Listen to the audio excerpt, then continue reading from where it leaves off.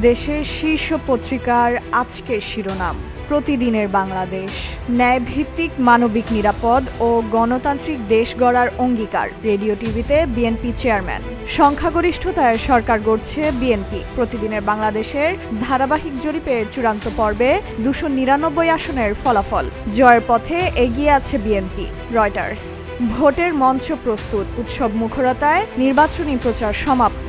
দেশকে নতুন করে গড়তে চাই, শেষ মুহূর্তে রাজধানী তোলপাড় করা প্রচারাভিযানে তারেক রহমান। প্রথম আলো। ভোটের অধিকার কেড়ে নিতে একটি পক্ষ ষড়যন্ত্র করছে, ঢাকার 8 জনসভায় তারেক রহমান।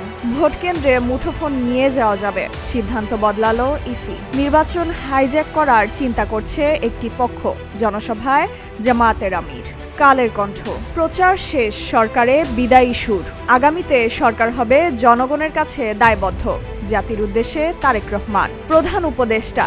নির্বাচন অবাধ, সুষ্ঠু, ঐতিহাসিক করার অঙ্গীকার পুনর্ব্যক্ত।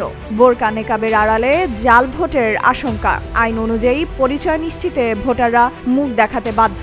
যুগান্তর। জাতীয় সংসদ নির্বাচন ও গণভোট, শেষ দিনে জমজমাট প্রচারণা। নির্বাচনী প্রচার শেষ, ঢাকায় শেষ সমাবেশ করলেন তারেক রহমান ও ডাক্তার শফিকুর রহমান। নিরাপত্তায় মাঠে 1 লাখ সেনা সদস্য, আইনশৃঙ্খলা বাহিনীর 9,19,000 সদস্য। সংসদ নির্বাচন ও গণভোট, সহিংসতার আলোচনায় সর্বোচ্চ নিরাপত্তা। তফসিল ঘোষণার পর গুলিতে নিহত 10, সারা দেশে ঝুঁকিপূর্ণ কেন্দ্র 16,000, ঢাকায় 37টি।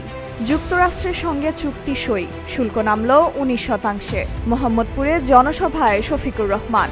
গণজোয়ার কোনো অপশক্তি ঠেকাতে পারবে না।